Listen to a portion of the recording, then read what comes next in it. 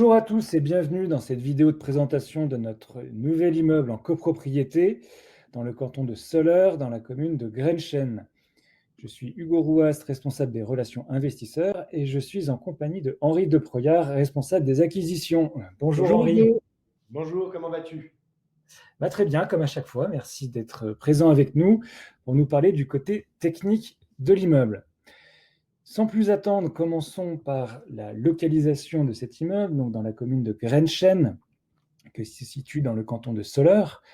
Donc on est entre la ville de Bienne et la ville de Soleure, et on se situe au nord de Berne, donc sur un axe très facile d'accès, qui permet de relier les grandes villes du milieu de la Suisse. Cet immeuble a la particularité d'être situé en centre-ville. Donc la commune de Grenchen est une commune d'une taille assez importante puisqu'elle compte un peu plus de 17 000 habitants. Et c'est une commune qui est notamment un bassin d'emploi, notamment connu pour son industrie horlogère. Il y a notamment la fabrique Breitling qui est installée et la fabrique de mouvements ETA, donc des mouvements qui sont très connus, qui emploient un petit peu plus de 6 000 personnes dans le monde aujourd'hui.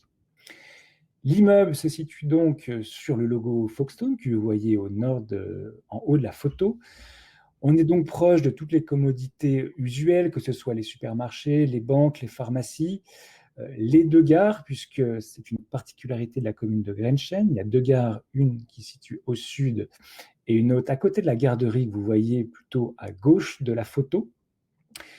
L'immeuble est situé dans une rue très calme, une rue résidentielle, qui se situe non loin de l'artère principale qui relie le nord au sud de la commune de Grenchen. Donc c'est la Kirchstrasse qui permet d'accéder rapidement à toutes les commodités de la commune.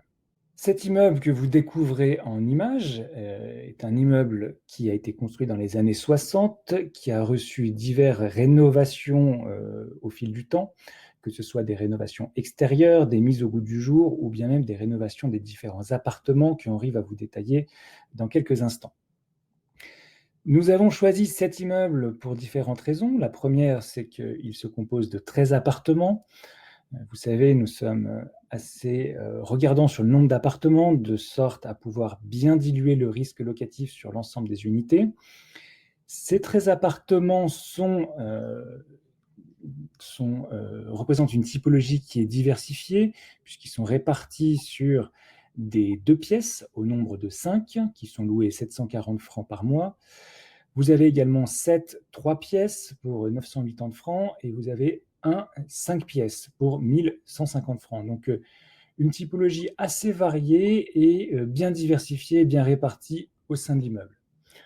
En plus de cela, les loyers se trouvent dans la moyenne usuelle de ce qui se pratique dans le marché, ce qui permet de maintenir une attractivité locative et surtout baisser la rotation, le turnover des différents locataires.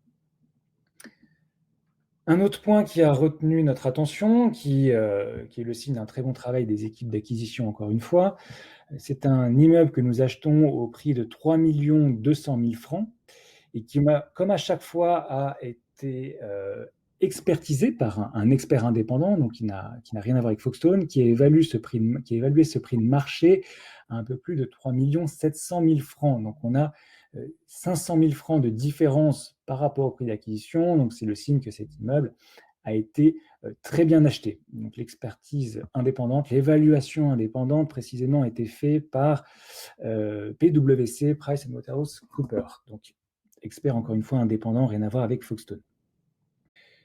Nous arrivons donc à la traditionnelle vidéo qui a été faite par un drone, et puis je laisserai la parole à Henri Deproyard pour vous parler de la partie technique de l'immeuble.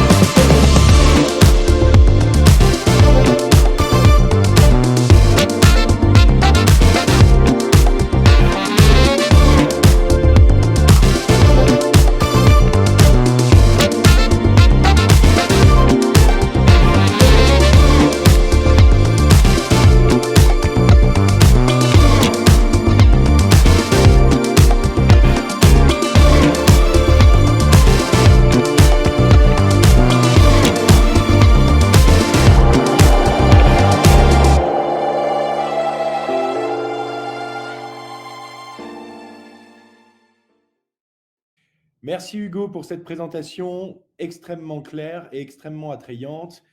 Bonjour tout le monde, rebonjour tout le monde. Comme Hugo l'a dit, je vais comme d'habitude présenter et me concentrer strictement sur le bâtiment et sa technique. On a donc, comme le précisait Hugo, un immeuble de 13 appartements qui se dresse sur 4 niveaux plus comble. On verra qu'il y a 2 appartements sous comble, plus sous-sol. On voit ici le bâtiment, c'est une prise de vue de sa façade sud. Juste à droite du bâtiment, vous voyez le bâtiment en rez-de-chaussée avec les 4 garages. Vous serez donc propriétaire des 2 premiers garages et la parcelle se termine pile entre les 2 garages de gauche et les 2 garages de droite. Il n'y a donc pas de charge de copropriété. Pour revenir à l'immeuble et aux appartements, on a donc au rez-de-chaussée, à gauche ici, un 5 pièces, à droite un 3 pièces. Et ensuite, sur chacun des 3 étages supérieurs, à gauche et à droite, des 3 pièces qui bénéficient chacun d'un balcon. Et au milieu, des 2 pièces. Et on a également des 2 pièces sous comble dont on verra les ouvertures sur la photo suivante. On voit donc que tous les appartements 3 pièces et l'appartement 5 pièces bénéficient tous d'un balcon. Au rez-de-chaussée, ils ont même protégé les balcons avec un joli morceau de verdure qui permet aux locataires d'avoir un petit peu de recul et de se sentir suffisamment isolés de la route. Toujours sur les balcons, donc on a des garde-corps qui sont aux normes en structure de fer. Et on se rapprochera peut-être sur d'autres photographies, mais des toiles de tente qui ont été changées il y a 10 ans, qui sont donc toujours en très bon état. La façade a été isolée et repeinte en 1999. On a donc une isolation extérieure qui a été faite, même si cela ne correspond pas au meilleur du standard que nous ferions aujourd'hui sur un immeuble neuf. On est toujours dans les normes et il n'y aura pas d'intervention à effectuer avant un très long moment. Les chenaux et les descentes de chenaux qui sont en cuivre ont également été changés en 1999. Tout ce qui concerne l'extérieur et l'enveloppe du bâtiment a été changé. Les fenêtres que vous voyez ici, donc cadre PVC, double vitrage, idem, et puis la toiture également. Qu'est-ce qu'on peut dire aussi ici? En 1999, vous apercevez de loin une entrée avec des marches en marbre. Ça aussi, ça a été fait. Ce n'était pas d'origine. Et puis les balcons sont en aluminium peint. Donc tout ça est en très bon état et ne nécessitera pas d'intervention avant une bonne vingtaine d'années. Je passe au slide suivant, qui est une prise de vue, donc là de l'autre côté du bâtiment. On est sur la façade nord. Je vais simplement me concentrer sur les 2 appartements sous comble, où vous pouvez voir qu'ils ont donc des fenêtres qui donnent sur le côté nord avec des fenêtres en chien assis. On aperçoit aussi du coup sur la gauche cette fois les 2 garages privatifs avec le toit végétalisé. Comme vous le savez, vous commencez à être habitué maintenant. Sur ces toits, on doit avoir un petit peu d'entretien pour s'assurer que la végétation est en bon état et on doit toujours s'assurer de l'étanchéité des garages. Voilà, donc c'est quelque chose qui a été fait il y a 20 ans et on veillera à ce que ce soit toujours fait en utilisant le budget prévu par le compte de rénovation. Je passe au slide suivant, juste pour revenir, pardon. Donc, on s'aperçoit la toiture. La toiture, donc, c'est de la tuile à emboîtement classique. Elle a 20 ans. Elle nécessitera d'ici une petite dizaine d'années, très certainement, un fongicide, un petit entretien d'étanchéité notamment, et puis un démoussage. Mais ce budget a déjà été prévu dans le fonds de rénovation qu'on cotise Day One. Donc, pas de souci à se faire de ce côté-là, du côté de la toiture. On est ici dans l'entrée, donc on a choisi de mettre cette photo. En fait, il n'y a pas grand-chose à dire. On a cette porte en aluminium, on a ce carrelage qui, lui, est d'origine. L'idée, c'était simplement de vous montrer que c'était propre et bien entretenu. Il n'y a pas de traces de saleté ni sur les murs, ni sur le plafond.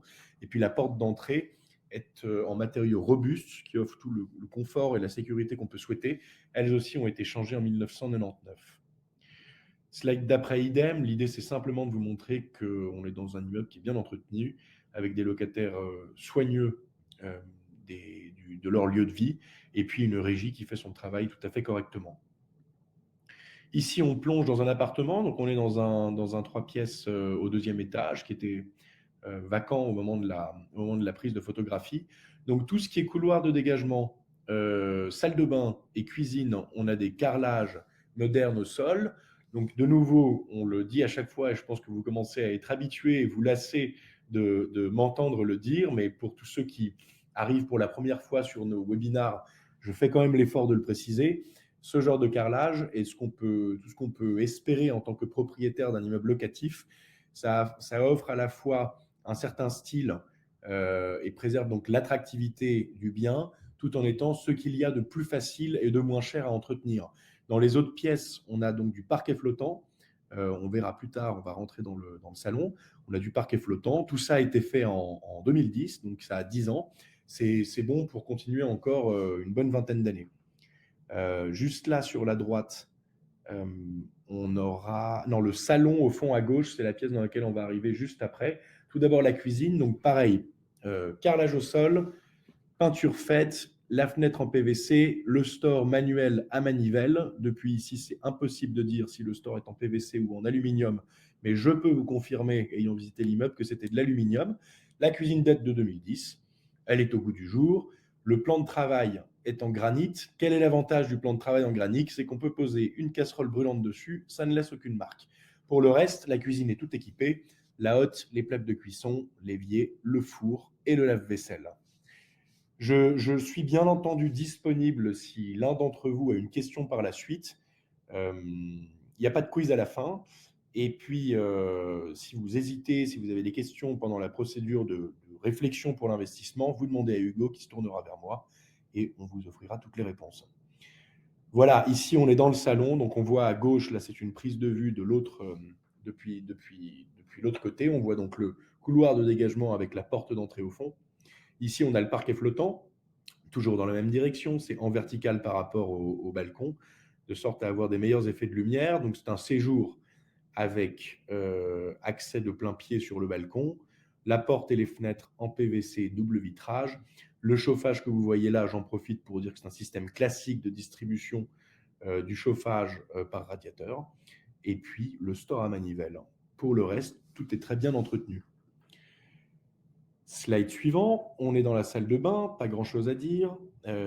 Toilettes, évier, miroir, fenêtre, radiateur, porte-serviette et baignoire. Tout ça date de 2010 également.